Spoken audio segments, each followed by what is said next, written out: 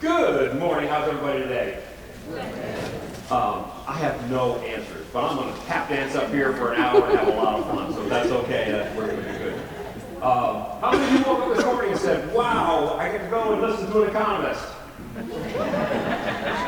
Just wanted to see if there was one or two someplace along the way. Front row people, I love that. Okay. So, thank you. I'm Richard Froeschle.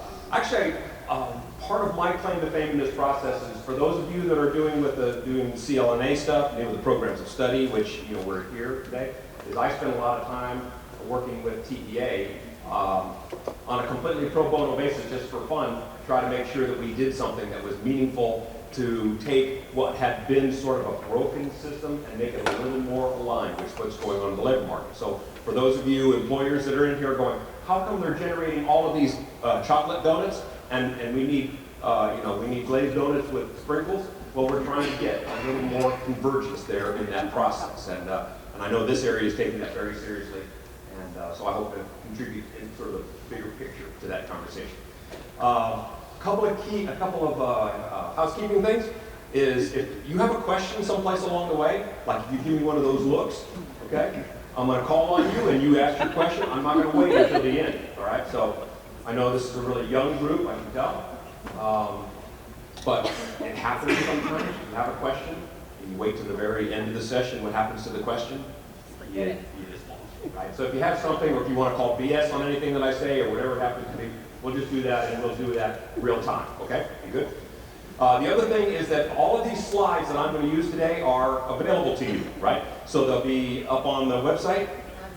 They'll be up on Sked, right? So you can see all of them. I tell you that for two reasons. One is that anything that's up on those slides, you can beg, borrow, steal, and use in any way that works for you, okay? So that's a good thing.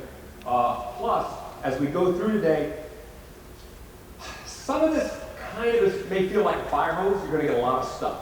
And I'm going to show you some numbers, and you're going to go, wait, what was that number back there on that chart? Well, you'll have a chance to go back and take a look at it.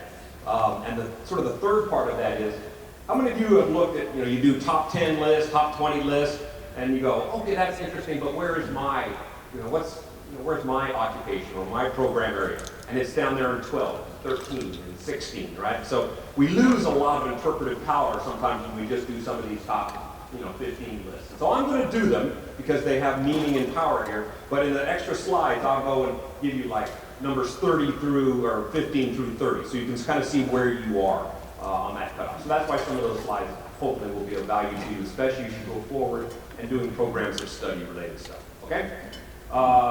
With that, I think that's it. Did anybody wake up this morning with a burning question other than Tom's about, would you like to see me answer today? Anybody? Other than what was the temperature? Nothing? Okay, let's do it. Okay, this is my presentation. Text economy, what's going on, and how does it affect my students? How many of you have been in an economic presentation before? You get an economist to come up and tell you about what's going on in the labor market, and give you a bunch of figures, and just goes on and on about the numbers. And the thing you walk away with is, well, why do I care? How is this meaningful? How does this affect my students? Where's the why do I care part to this? And so I'm hoping with everything that I do and everything I talk about today, that you'll see a why do I care about that. How does it influence career decision making? How does it influence labor availability? How does it influence the alignment between programs and the labor market? So that's what we're going to do. Here's our presentation roadmap. I'm going to talk about 6 things. So I'm going to get all of these in one way, shape, or form. A little bit about what's going on in the macroeconomy. Are we headed to a recession?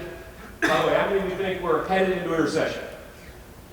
How many think we've already been in a recession?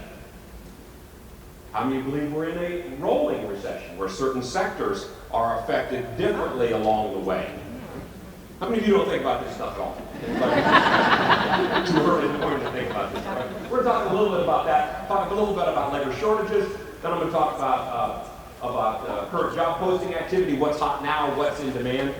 And I'm going to do that for a couple reasons. Not because it's a foundation for long-term planning per se, but when an employer comes to you, a business comes to you and say, I need X number of somethings, right? You still have to kind of know, is that a short-term issue, or is that a long-term trend that we need to build training around to establish relationships and build programs going forward? And then we're looking at the long-term projections, so some projected industry, occupational growth. I'm going to show you some data from last year, statewide higher education outcomes. Which majors at the 4-year, 2-year certificate level have garnered the highest post-exit outcomes, right?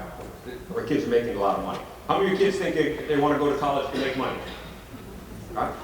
So all the research will tell you, that percentage is like in the 80-something percentage. They're either going to make more money or to get a good job. That's like 2 of the top 3 answers. The UCLA survey of freshmen over the last 50 years has been going on forever. Interestingly, however, over the last couple of years, the percentage that want to make a lot of money has actually dipped down a little bit.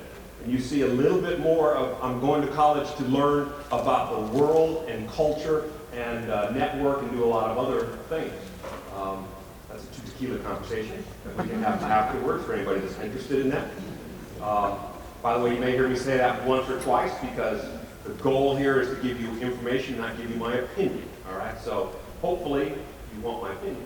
You'll grab me and we can talk about that. Okay, student outcome, and last but not least, there's a concept that's really taking off, has the last couple of years during the labor shortage. It's called skill-based hiring. And skill-based hiring is a really simple concept. It's kind of always been this way. It's just sort of new moniker and new emphasis. And employers are starting to say, you know what? Credentials matter, degrees matter for some occupations, but what I'm really looking for is a solid skill set for somebody that can get the job done that I need somebody to do. And I'm going to give you a little foreshadowing attached to that, and that is that skill set is not always technical skills. And in fact, a huge chunk of it is what we would call human skills or employability skills or soft skills, and those are going to the top. As a matter of fact, I've had a couple of conversations even here today where we say, employers are saying, if I can just find somebody who will show up, work well with others in the sandbox, communicate well with me, right? Show some dedication to learning and professionalism, I'll teach them everything they need to know. I'll invest in their college, I'll do everything else they need. Are you going to do that every time when I say something? Because I'm going to say so many profound things, you're going to be tired. Right, so that's a very important thing. And you go, well, Rich, why do I care about that? Why does it matter to me? Well, it matters because what are you teaching kids and how are you teaching them? It's not just all about the subject matter, it's about what are they taking away that they can bring in a collaborative environment into the business community, number one. And number two, how do they communicate that? It says, I have these skills, I have these abilities to be a good communicator, to be dedicated to learning, et cetera, et cetera. So we've kind of soft-pedaled these soft skills for a long time. I'm hoping that you'll talk to the employers that are here in this group, and they will all start nodding their head and go, yeah, that's kind of the way that is. And we'll start thinking about what are we doing in earnest to convey soft skills. Okay, so that's where I'm headed today. Now, why did God create economists? The answer to this is the way weather forecasters look smart, all right? So, and you go, well, Rich, why would he show me something stupid like this? Well, the answer is, how many of you have been watching TV and you see one person come up and they say, oh, hell in a handbasket, recession, it's all over. And then you switch the channel and somebody else says, I don't understand what those people are talking about. We've got a tremendous economy. We've got all kinds of growth. It's never been better. And you go, which one of these people is right? They both have credentials. They all have credentials. They all have notoriety. And they're telling entirely different messages. Anybody seen this before? It's kind of hard to know what's right, what's wrong, and what's just popped up. All right, so what I'm going to do today is I'm going to give you some background. I'm going to give you some story, give you some data, give you a little bit of theory, and I'm going to lay out a story for you that you can identify with, hopefully, and then you can decide whether it makes any sense or not. But I'm going to make sure that it's a data-grounded story. So I'm your economic storyteller for today, all things being equal, right? So let me start with the elephant in the room, inflation. Things just seem a little more expensive today. Is it driving standard of living? Is it driving where you spend money, how much money you spend? Is it driving your standard of living, meaning I can buy more, I can't buy as much as I used to? and these kind of things.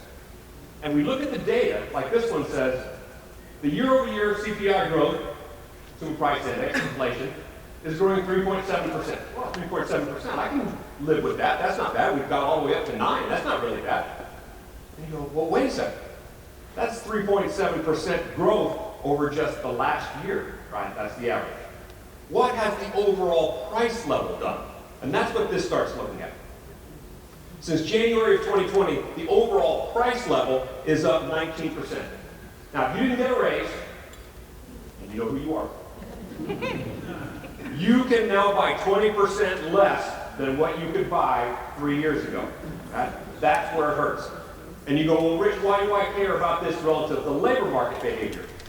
Because that has an impact on the average individual budget of about $713 a month, average household budget about $993. And if you look at that $713 in monthly cost, that translates to an additional $4.25 an hour, right, for a full-time employed person.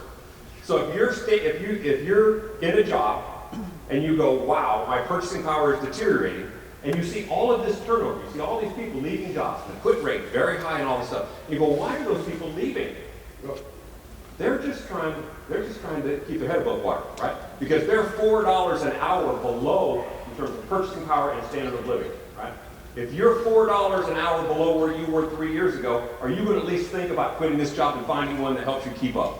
And the answer is, yes, you are.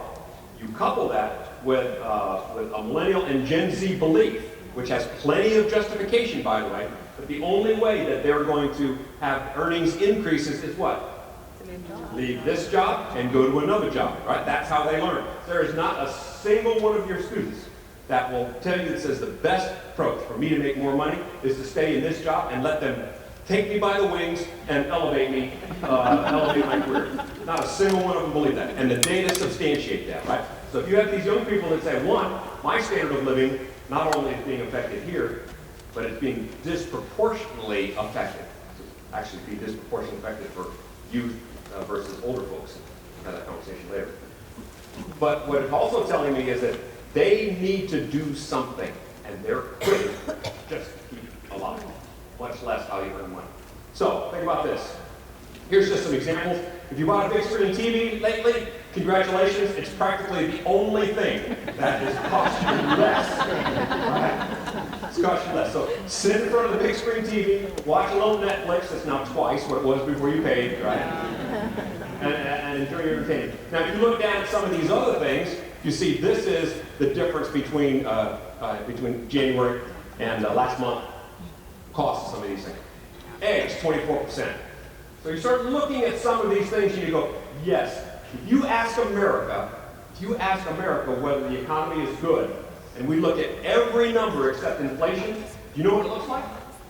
Yeah, the economy is pretty good, right? But you look at purchasing power and inflation, and you see this, and it's overall cost increases. And what does that cause people to do? When you start influencing people's standard of living, it hits them deep in the heart, and that's what people are responding to most. Okay. Now, nobody knows exactly what's going on. How many took an economics course someplace in your life? Anybody? Okay. How many took a second one? Wow, that's an impressive group. How many of you majored? Oh, good. One really sick individual. Okay. All right, so if you look at traditional economic theory, you would have seen gross domestic product increases or decreases in negative. It's the beginning of the first 2 quarters last year, we were in a recession. Technically, we're in a recession. But you know what? Nobody declared it. Nobody said we're in a recession. It met all the standard definitions. A lot of the theory that we have been taught over the last 30 years is just kind of melting. And it's melting in the face of a serious demographic drought that we have going on. And the demographics are dictating a lot of it. So rather than being able to know what's going on, here's my storytelling. It's a story of tailwinds and headwinds. Tailwinds are things that are supporting the economy. Headwinds are things that we're fighting. So number one, tailwind, the labor market remains strong. We still have large, diverse growth, but growth is slowing, and there are far fewer current job postings today than there were a year ago. All right, so that's still well above pre-pandemic levels. Two, wages are still rising. Now, we went through a whole period of about 2.5 years where we had negative real wages, which means wage growth was not keeping up with inflation, which means you were getting further and further behind. That's what we talked about. But we have now started, we've got wage growth now nationally at about 4.3%, above a 3.7% inflation rate, so you've got a little bit of increase in purchasing power. So real wages have started to go up, not particularly strong. 3, home financing. Anybody really, really smart just before the recession started and refinance your home or take a little loan out when rates were 3% and 2%, 2%, okay? You know what you did? You took a boatload of money out there. What's the number? $454 billion in home equity and refinance. And what did you do with that money during the COVID recession? Nothing, because there was nothing to buy and no place to go. And you sat, and I want to show you what that looks like. You sat in your savings. And then all of a sudden, post-COVID opened up, and then what did you do? You went nuts. Right.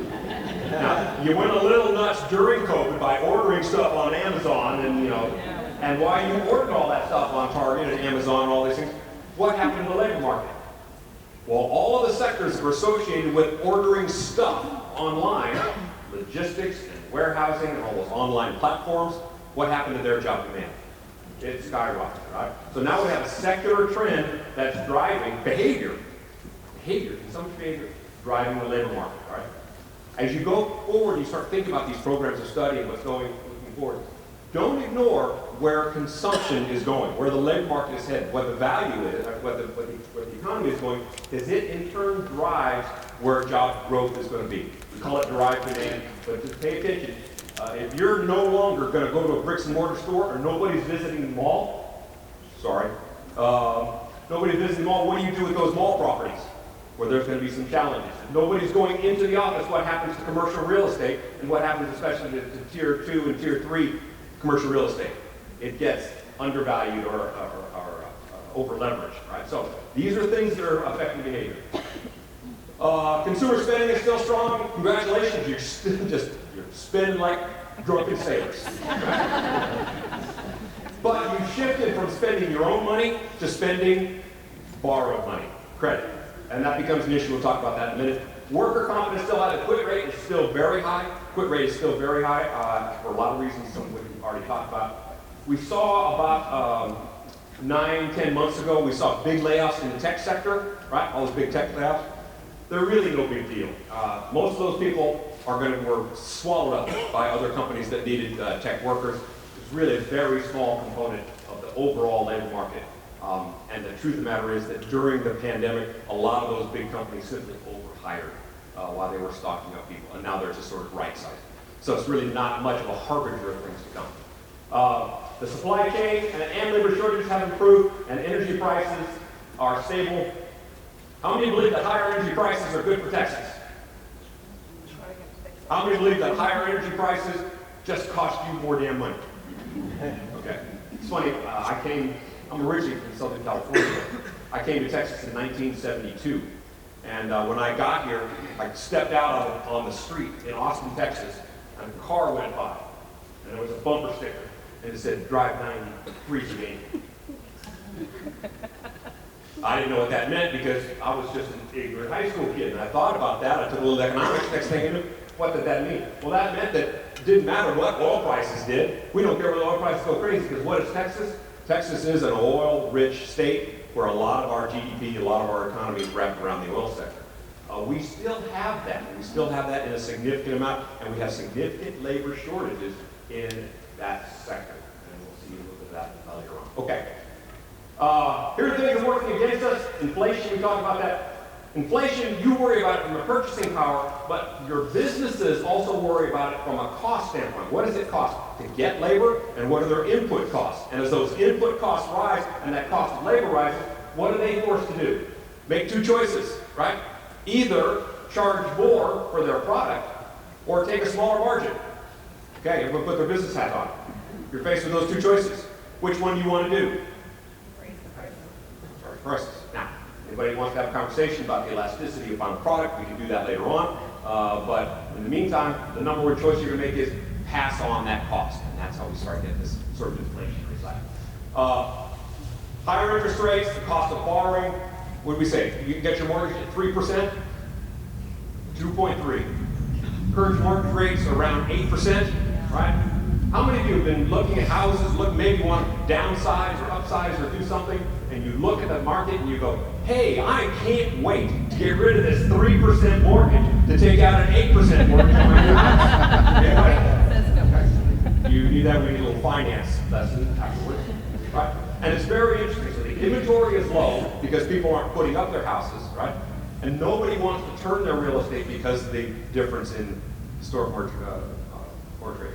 And you go, Rich, why do I really care about that? Because it influences the building and the construction sector, and that influences the demand for jobs.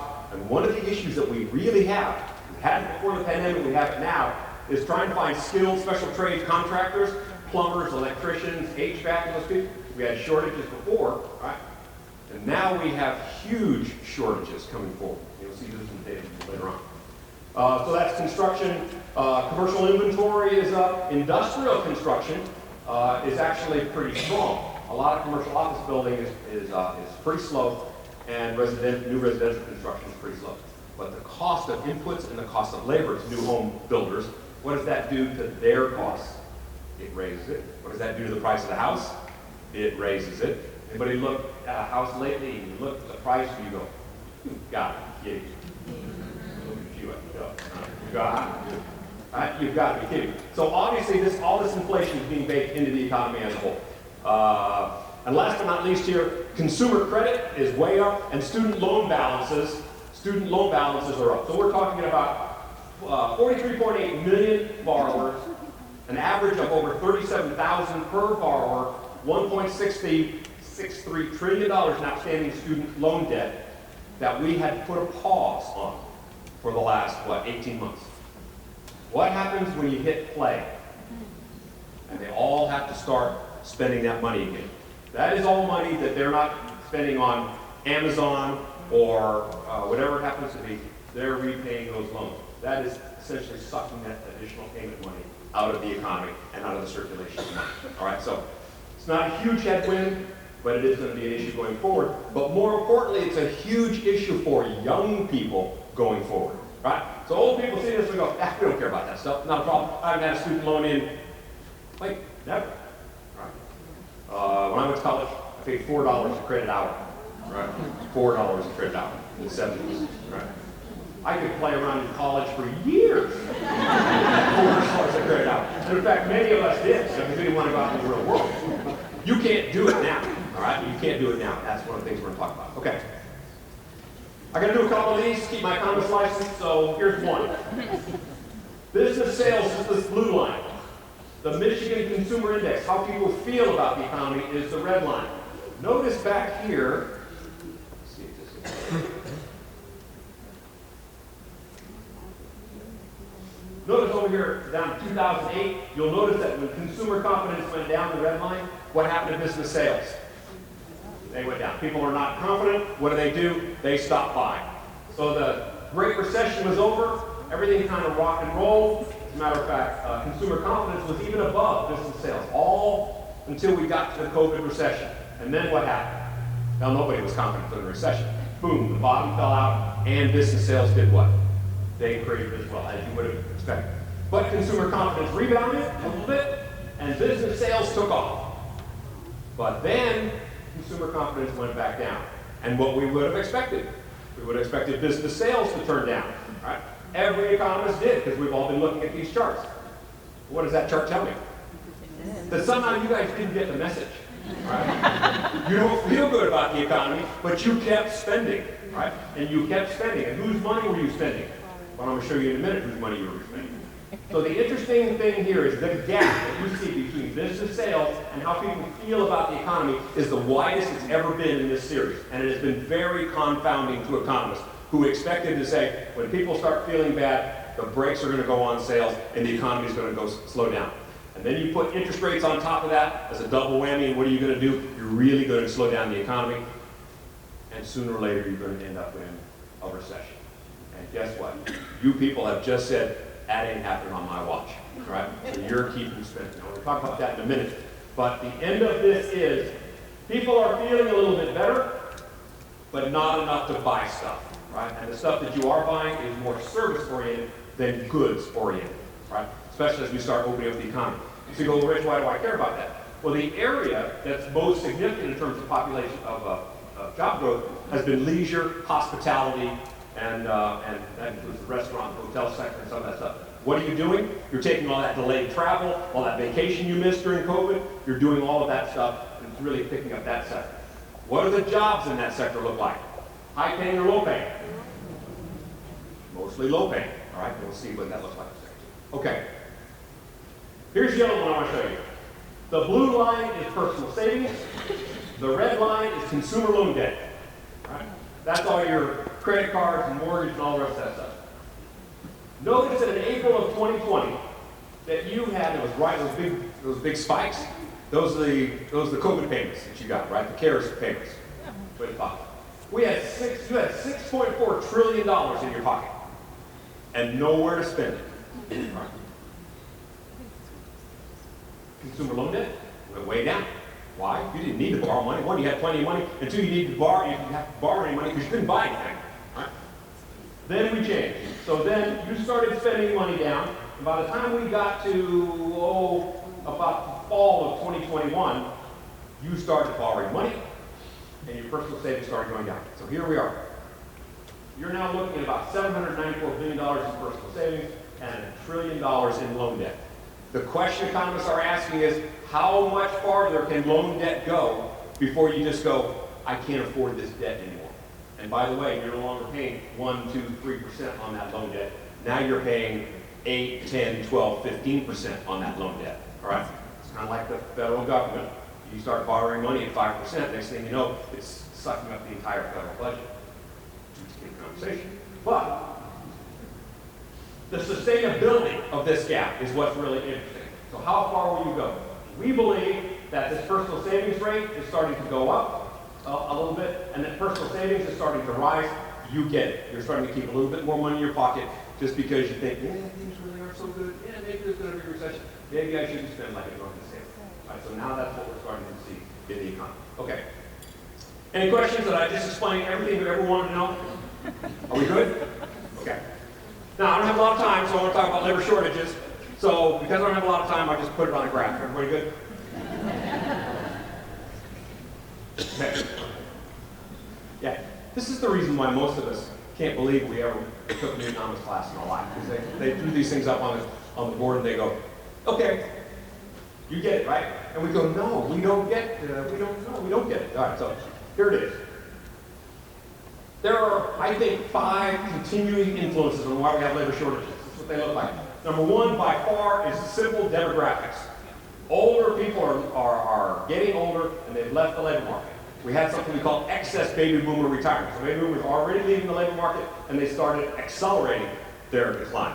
Now, for those of us businesses in the world, in the room, if you're looking for your next labor pool to try to find them, you might want to think about bringing back some of those retired baby boomers who said, wait a second, maybe I got out a little early. Maybe I need some purpose. Maybe if you work with me on a flexible schedule, I might be interested in coming back to the labor market. We're starting to see a real acceleration of their labor force participation rate.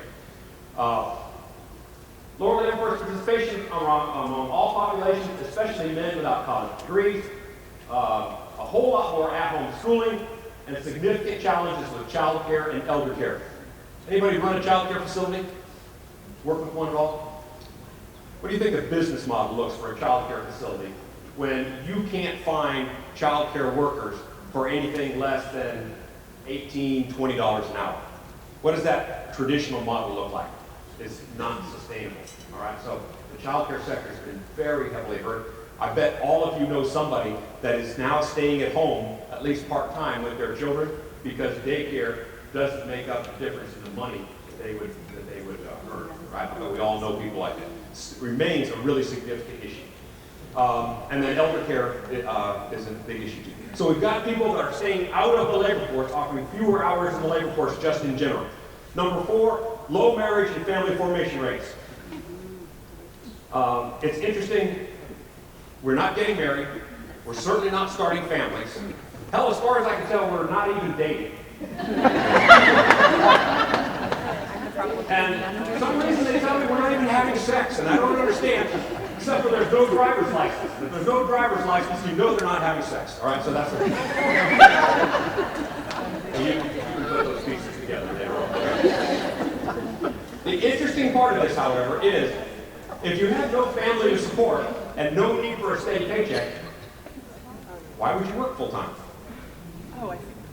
Previous generations had it ingrained in them that they would just do that because that's just what you did.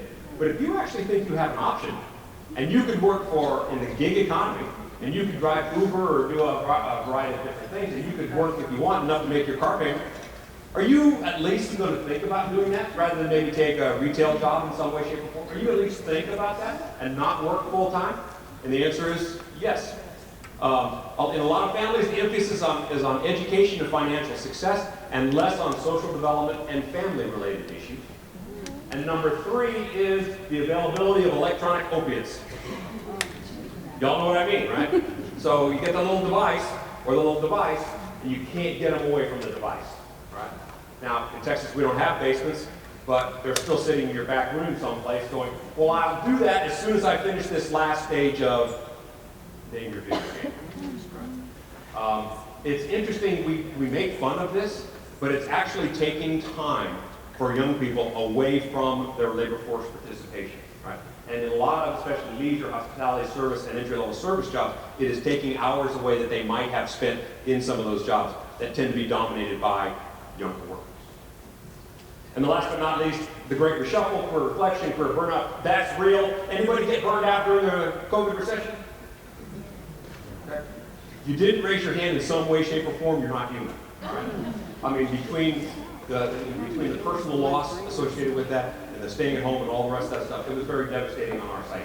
And I think it continues to be going forward. So we all got a little bit of that burnout. So then going forward, a lot of people, when they went forward, they said, what am I going to do with my life? Am I going to go back the same way I did before? Or am I going to think about doing something a little different? And the answer is, many of us, and especially young people, started saying, I'm going to do something a little different. Right? And that's what we've been going through. Especially with this prospect of job hopping, where you can make more money by quitting and going to another job rather than staying in the same place. A lot of opportunities for self-employment. It's very clear that, and this is critical for us today, it's very clear that what students are studying is not particularly in line with where the jobs are. All right? So you've got a lot of students that are coming out that think they have credentials, but they don't have the skill sets to match available jobs. So that lack of alignment is a really problematic structural change. And it goes to worker value. So let me show you something I think is really interesting. This is what the Texas labor market looks like. So this is generational employment in Texas. The blue bars are our baby boomers. Our little black bars coming up here on the bottom right, that's our Gen Z. In 2011, baby boomers represented almost 36% of the employment base. Today, they're 17%. Millennials and Gen Z were 27% in 2011. 10 years later, they were over half. Okay. Soak that in. And then ask you the question, do we care what young people think about the labor market? About their opportunities, about their participation, how they choose to participate, how they pick an employer? Do we care what they think about that? I mean, you say no. Help. Right. Although I have been in a lot of environments where people said just that, right? They're going to conform. Well, they're not going to conform. They think about the labor market in a different way. They think about their participation in the labor market. They think about their choice of employer and job in a different way. They have different value systems, and they are exercising those. And if you're an employer and you're not aware that over half, or 1 out of 2 of everybody that's going to walk in your door for a job is probably going to be among a generation that thinks differently about the world of work, then you're not being realistic about your labor pool and your available labor pool. Right? So that's real. Now, are your students going to have a problem getting a job in this area? And the answer is no. I would not, there's not a single area in the country that I would rather be in, bar none, than this area if I had to get a job. All right? If you look at the top 10, what is it, right? 10, 12, top 10 growth counties between 2018 and 2022 in the state of Texas, Collin, Denton, and Tarrant are among the three of them. All right. If you look at the percentage growth, almost 95% of all the population growth has been in 20 counties. Keep in mind, there are 254 counties in Texas. 94% of all that population growth has been in just 20 of them. All right. And guess what? You are right in the epicenter of that population growth. You see the freeway, right? Will your kids have a hard time getting a job? The answer is no. Will they possibly have a hard time getting a job that pays the bills, right? That meets their needs and of earnings and self-satisfaction? Whole nother issue. But will they be able to get a job? Yes, they will. Now, what they're thinking, I think, is also important to us. This is for college graduates. I think this is kind of interesting. About the expectations. Gen Z college graduates, four-year graduates, have a certain self-inflated sense of their value. Not being negative, I think we just haven't provided them enough labor market information for them to understand the context of their skill set. All right. Couple of things. The average starting salary for recent graduates is $55,000. Students expect to make $84,000 1 year after graduation. 1 year. How many made $84,000 1 year after graduation? Anybody getting that? That is actually down from $103,000 in 2022. So I don't know what happened. A little bi-realism came into their world. Interesting, there's a statistic that we collect. It's called the reservation wage. And the reservation wage for all four-year college graduates is $97,000.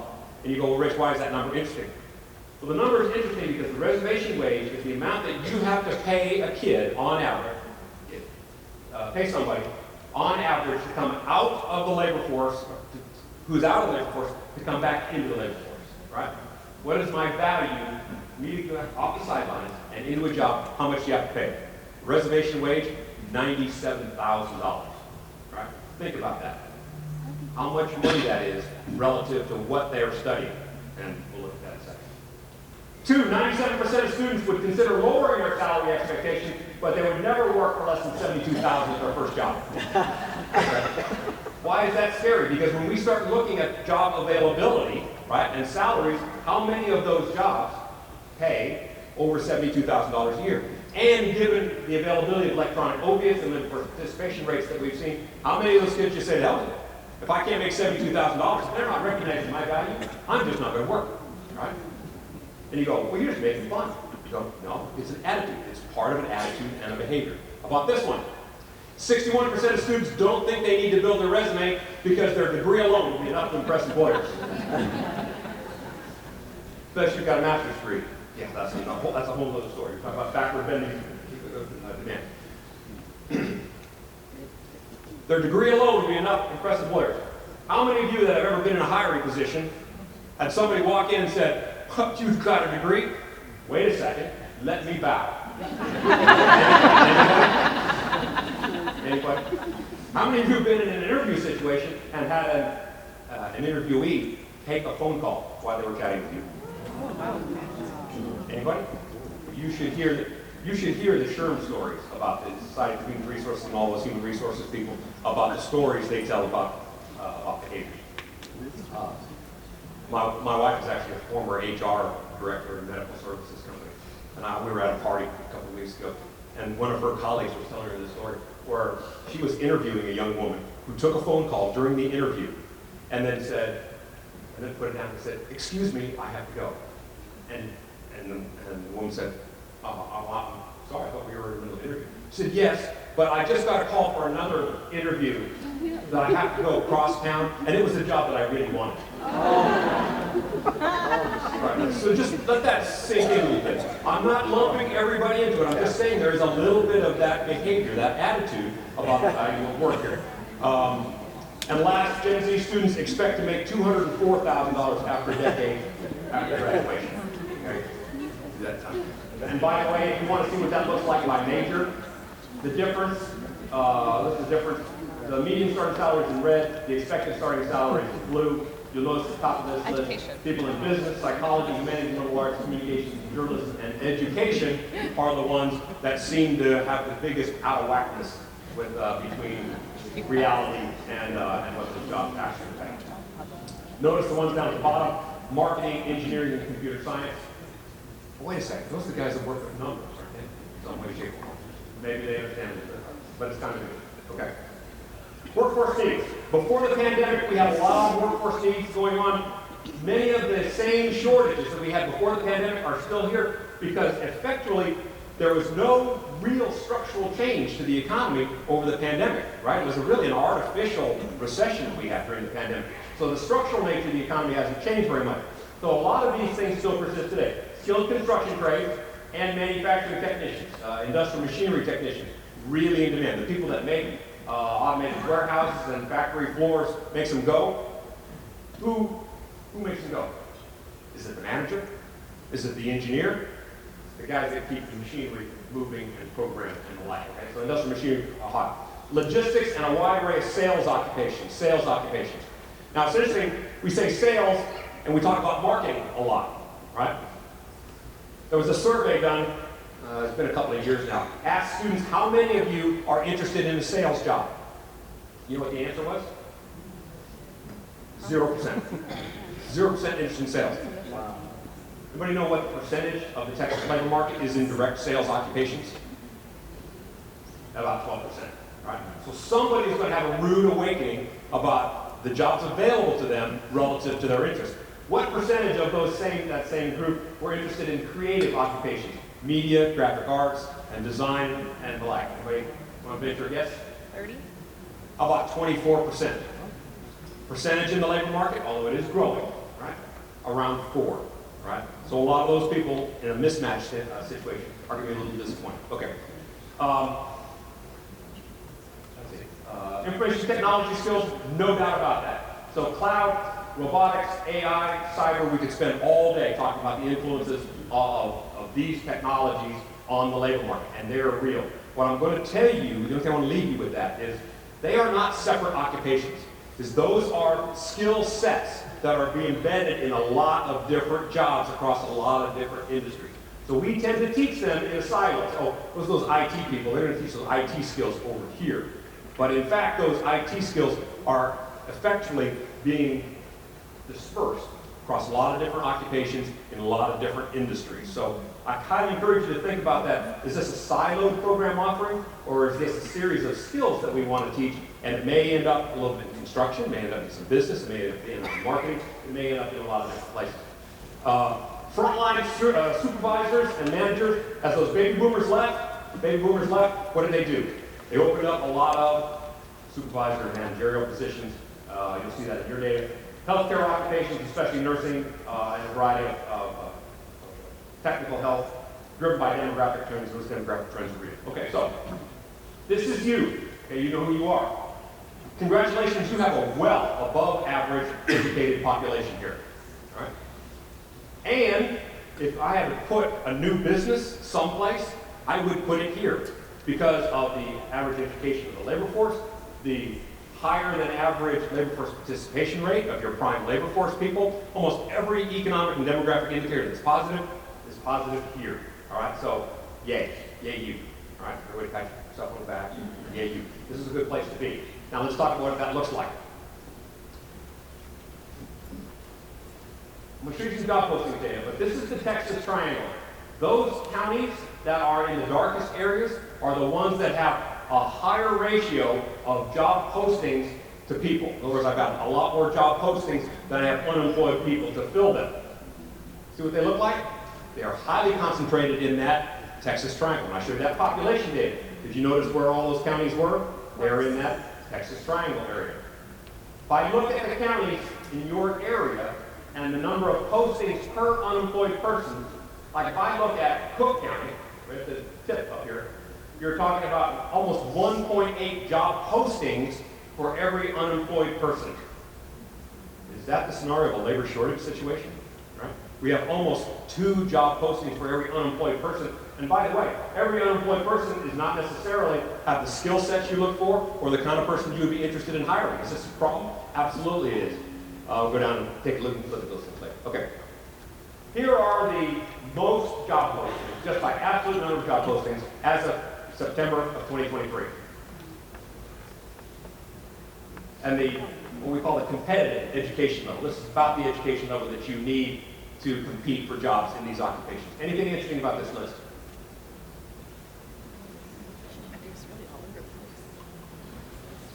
Is it all baccalaureate degrees? No.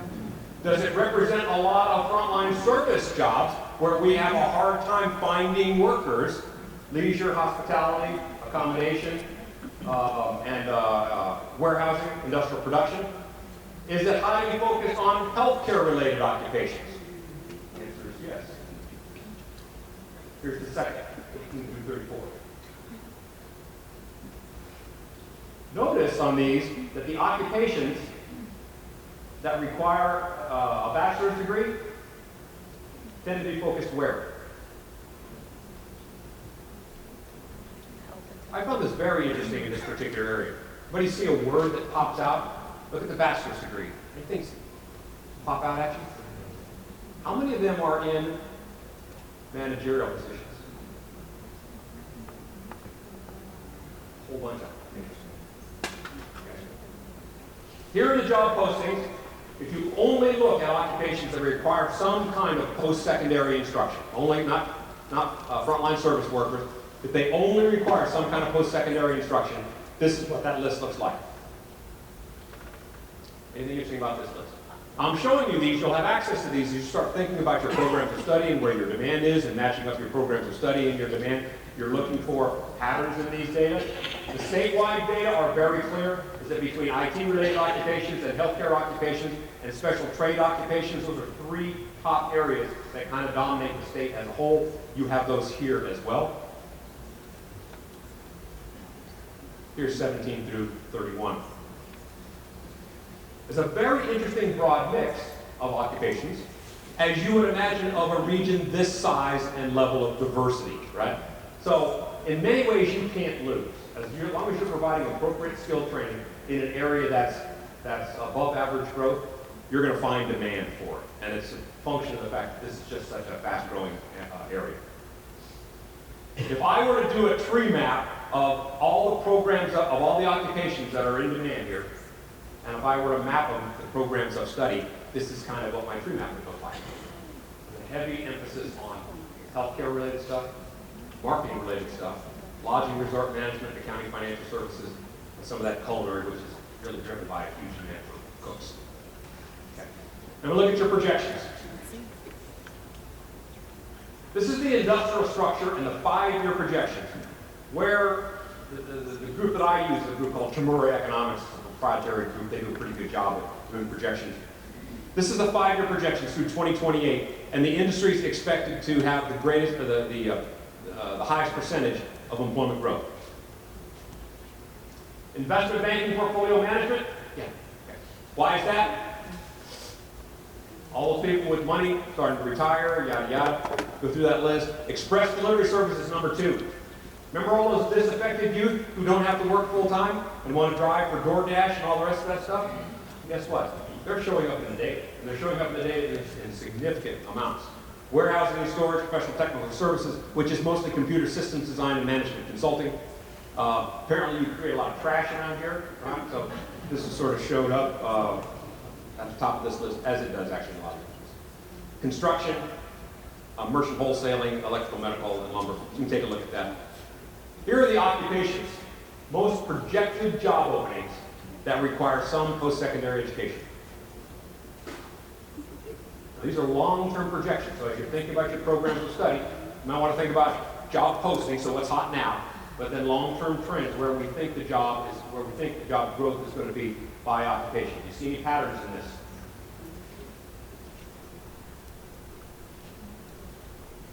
Interesting teaching is showing up. So now you've got teaching assistants, you've got elementary teachers. On this backside here, on 15 through 28, you're going to have high school teachers, right? Substitute teachers. They'll have a problem finding teachers around here? It's actually showing up in your data, which is very unusual. I do a lot of different areas, and teaching doesn't always show up as a shortage occupation, as it does actually here in this area. And then I did the exact same data, only I attached the program of study related to that because I wanted to see if anything concentrated in the program of study just popped right out of the data. It really didn't. It was very diverse across the board. You could defend a lot of different stuff. Okay. And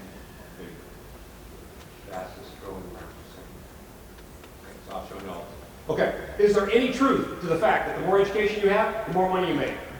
And the answer is yes. On average, that is absolutely true. If you PhDs make more than people without a high school diploma, on average. This is what they don't show you, however. What they don't show you is if you break down which occupations fall within what education areas, you can see things like occupations that require no formal education can earn as much as the minimum occupations of people with a bachelor's degree.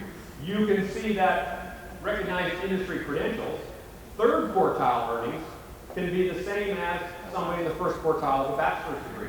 You can see that second quartile earnings of an associate degree can make as much as some master's degrees.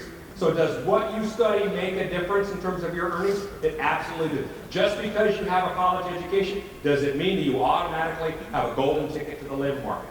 And the answer is no. What did you study? What did you learn? And what can you do? Right? And that becomes a very important lesson. So here are the highest earning bachelor's degree programs in 2022. See any psychology graduates in there?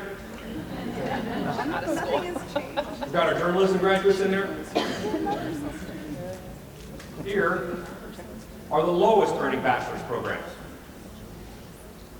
Now, for those of you that are thinking about some of these programs, a lot of them have high percentages of students that go on to graduate school, and if they've gone on to graduate school, they're not available full-time for work, so the earnings come down a little bit. Right?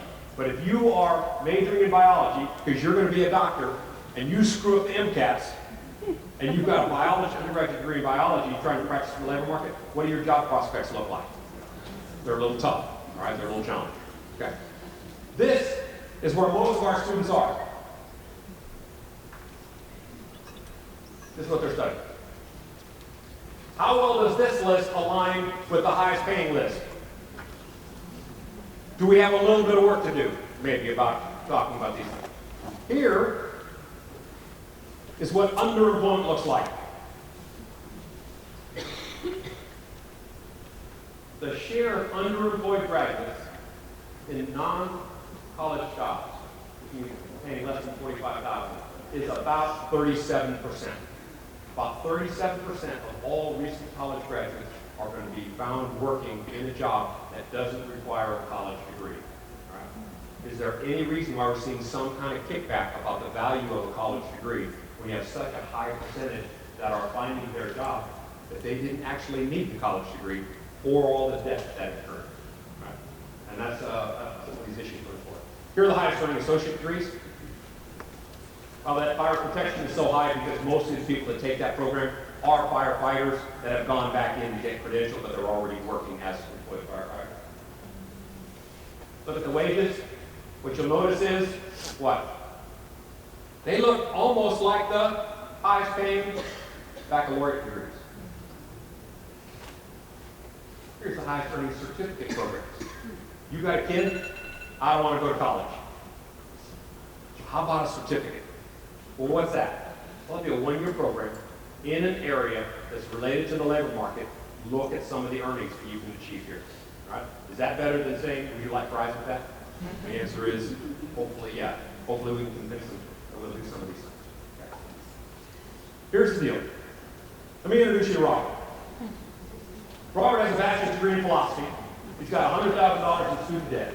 He can't find a philosophy job because he wandered down to Socrates Inc. and they weren't hiring, so he didn't know what else to do. And he believes that people without a college degree are stupid. Now, we probably all met Robert, right?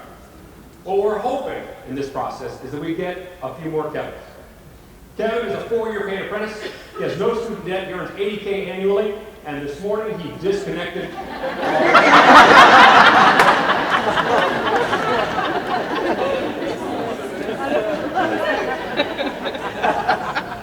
Now, I think it's really cool how Robert lost his electricity, but I think it's invested. So let me leave you with this thought I call skill layering, and it's how we build the talent development pipeline as a relationship. Well, by the way, I'm sure you've never seen this before. Right? Of course, I have heard communication skills, you idiot, but it's a good question. Is that good customer service skills? Not exactly. Okay. We talk about skill-based hiring, and it's all really about demonstrable skills. So we say skills, there's 5 that I use. It's a basic academic foundation, it is the technical skills, the hard skills we talk about, employability skills, socio-emotional skills, right? Can you deal with conflict and negotiation and some of those kinds of things, or do you run to your safe space when there's a problem, right? And digital skills, digital literacy. There are a lot of ways to get here, right? There are a lot of different ways to get there. And you can look at this one here later. This is what I want to get you. This is my talent layering diagram.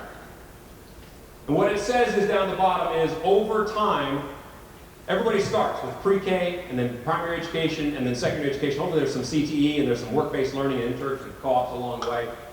That's what high school used to look like. Today on the right-hand side, we've added social-emotional skills, digital skills, and employability or soft skills. I put that under an area of community socialization because your religious organizations and your community organizations all have a role in that. So if you look at this inverted L right here, it includes all of those other skills and your basic academics. All right? And then we start with the choices. We got 5 choices, and this usually comes individually. I'm not sure why it's not playing out. 5 choices. Common. Military service, community technical college, a traditional 4-year university, going through an apprenticeship or workforce training program, or going straight into a job. All right? Is there value for every student in every one of those options for upward wage and career success? And the answer is yes.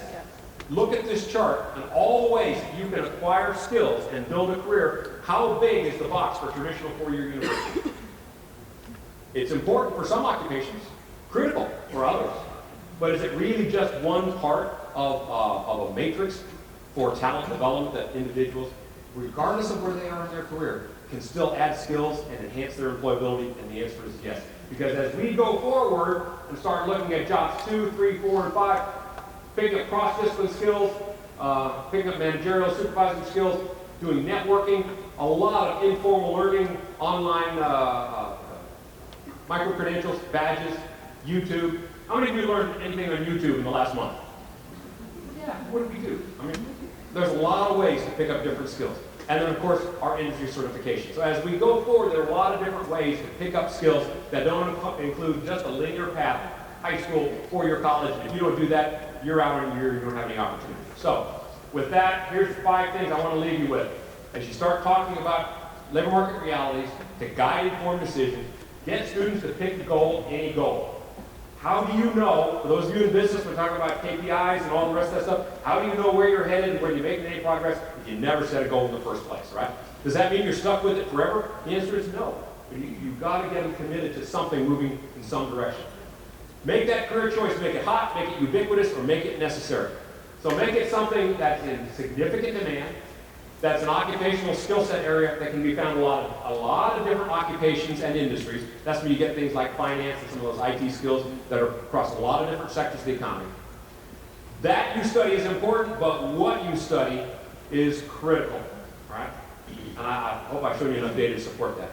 Employability skills make a difference. Attitudes, behaviors, judgments matter to employers. I will guarantee you that there's not an employer in here that will stand up, that will not stand up and say, give me somebody who will show up on time, work hard, right? Work hard, and work well with others, and be dedicated to learning, and I will make an investment in you, and I'll teach you everything you need to know. And as we stay in this, what will be a protracted labor shortage situation, as we stay in that, that is only going to happen even more, all right? So that's real. And the last place is to convince people that everybody starts somewhere. How many of you started your job? Your first job is where you are. Did you have some kind of career lattice? I mean, it wasn't elaborate. Most of it didn't have a little stair-steppy thing, went up. That's what they taught us in the 1950s. Right? Today it's a lattice. You go sideways, you go up. You go down, drop out of the labor market completely. You back up. Now you're moving along in an indefined path. Building your career around continuous skill acquisition and skill layering is the way that we do this. With that, I hope I gave you a little something to think about. Appreciate the opportunity to be here. Thank you very much.